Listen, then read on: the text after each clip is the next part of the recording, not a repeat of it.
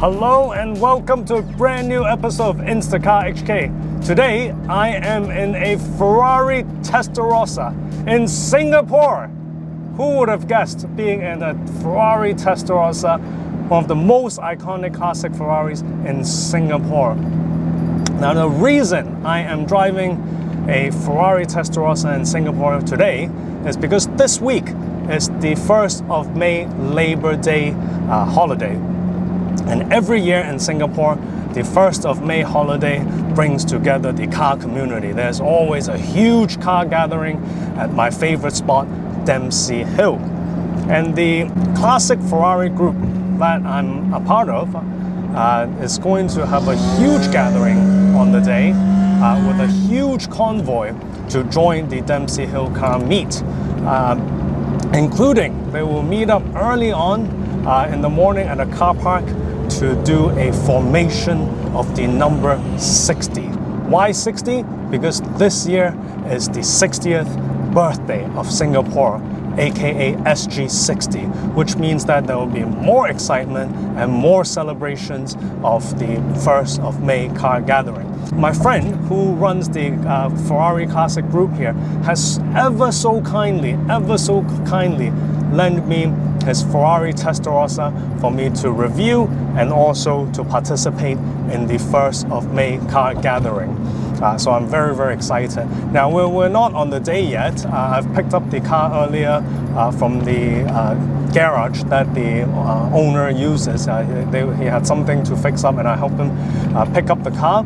And then on the day, I will attend the 1st of May Labor Day celebrations. Very briefly, I've seen this car before. I've gone on drives with this car before. You guys will have seen it on my Instagram before. It's a beautiful Testarossa in yellow color. And as you have noticed by now, it does have some changes, some modifications, including the F512M front and rear bumpers. Now the owner himself didn't do these mods. He bought this car a number of years ago and it came like that. Now it may not be popular now to mod the exterior of a Testarossa, but you have to know, in period, these cars were modded. People modded these cars, including the body kit and whatnot. And Singapore is definitely not a stranger to modding cars. So the exterior is a 512M and the interior is actually a 512TR. So it's a bit of a mix and match with this car. It's a 512TR interior with 512TR seats and steering wheel. And the wheels are actually brand new that the owner just got. They're custom-made retro look wheels, which looks kind of like the original Testarossa wheels, but with a modern hint to it, which I like a lot, particularly the lip that it has, which imitates the original wheels. This is not my first time driving a Testarossa. You have recall I've reviewed a 512TR in Hong Kong 3 or 4 years ago, but this one is of course the first generation Testarossa. The one I tested was a TR. But just a brief history. The Testarossa is of course Ferrari's flagship 12-cylinder model, which was produced between 1984 to 1991. It has Ferrari's iconic 4.9-liter flat 12 engine, and the Testarossa produces 390 horsepower with 4 valves per cylinder. Oh, here comes the rain. The Testarossa, of course, came after the 512BB that we reviewed not long ago. Wow, it's pretty heavy rain. And it was during the time of Ferrari's rivalry with Lamborghini with their mid-engine V12 flagship model. So from the Countach with the Boxer, the Diablo with the Testarossa. So that rivalry a lot of you guys will be familiar with. That's the sort of very brief background of the Testarossa. Now I really got to focus on driving because it's my first time driving this car and we're having some pretty heavy rain right now. So I'll catch you guys later. Right, so the rain has calmed down a bit. Typical my luck. I said before, every time I pick up a new car, I buy a new car and pick it up, it rains like crap.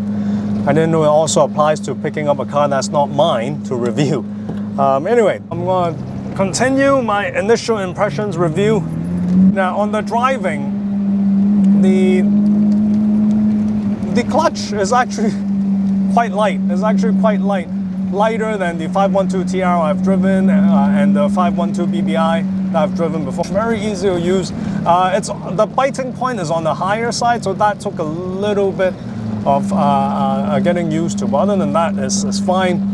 Brakes and pedals behave just as you expect, you know, not unnecessarily hard or anything like that. Visibility is obviously great, as with a lot of these 90s cars, and the fact that I survived the highway just now when it was, you know, raining like Armageddon mode.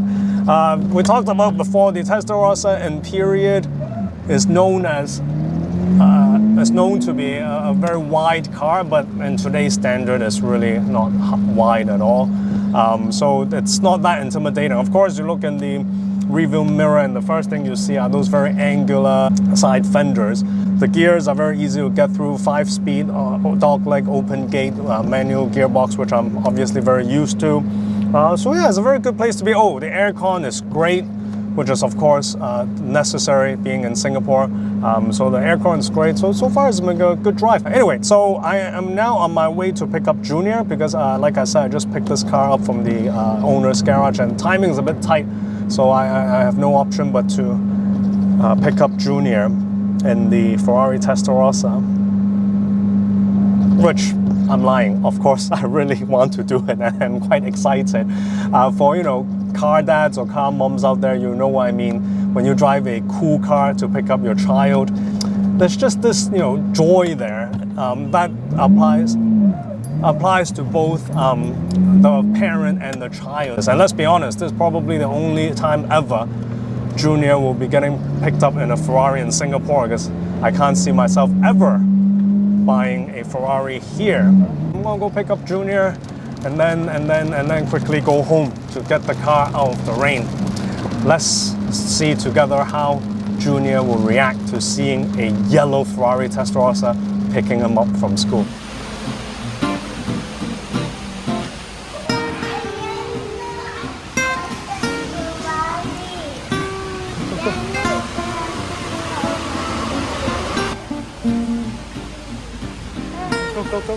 Go.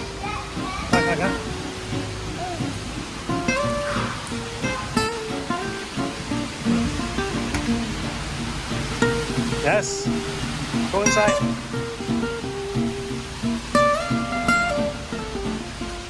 Alright guys, so it's just before 7 a.m. in the morning and I am at the gathering point where we're going to do the 60 for SG60 formation with dozens of Ferraris. And as promised, it has been quite a turnout, as you can see behind me. Already a bunch of classic Ferraris. Look at that Dino, great Dino. The sun is about to come out now, so I think the formation is getting underway. But yeah, I woke up at 5 something this morning, and then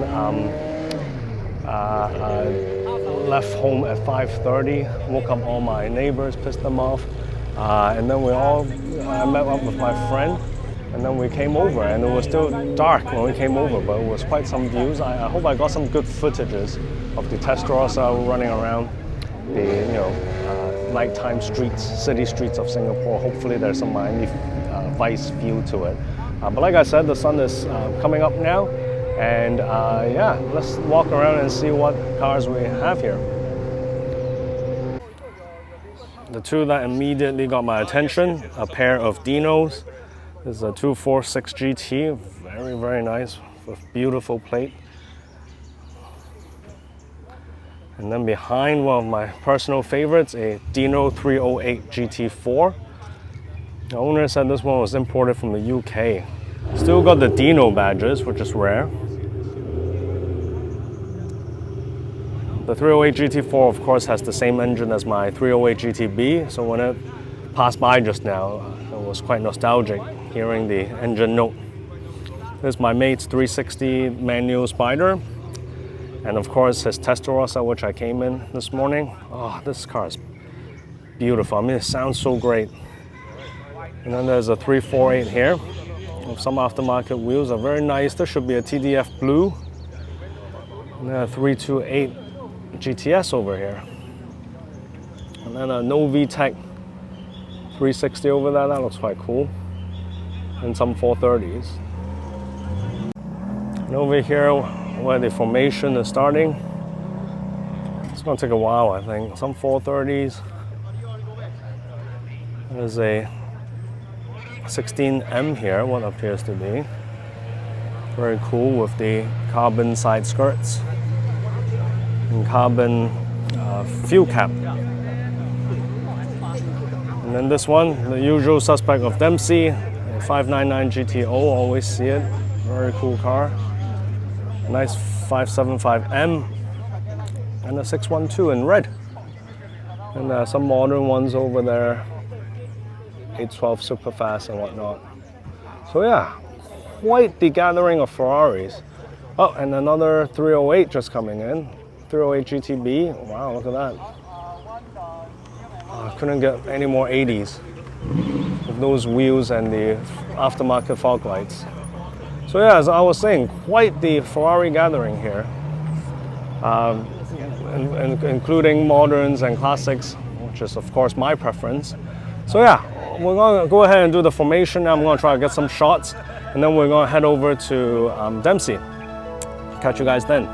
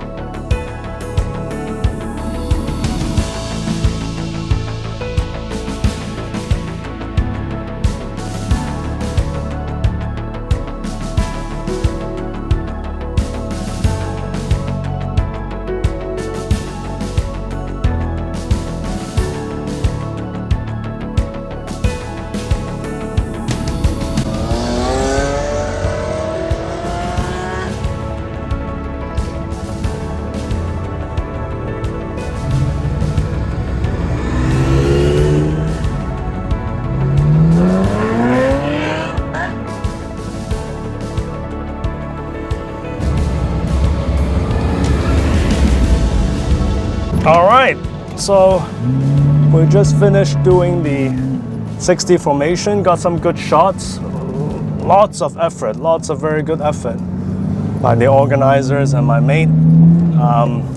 Took an hour to do the whole thing, and now we're heading off to Dempsey Hill for the big 1st of May gathering. So they made most of the Testarossas. They made about 7,000 Testarossas. So this is by far the most plentiful one.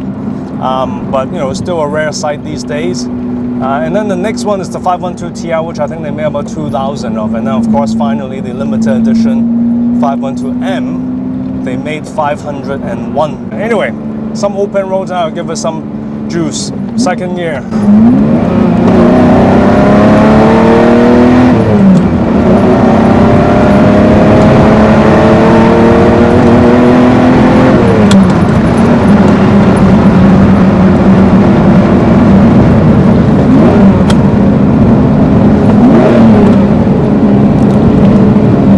Sounds nice, doesn't it? It sounds very nice. Actually, the exhaust, when you're doing lower speeds, there is some droning in the interior, but when stepping on it, like just now, it's actually not bad at all. So it sounds very nice. Got a bit of a F1 feel to it. Sounds great, and the suspension is really got very good composure. It has 6-piston front brakes. Brembo, I believe. Brakes are good, suspension's good, lots of power, alignment, steering, everything is good. So yeah, I have been quite happy with this car.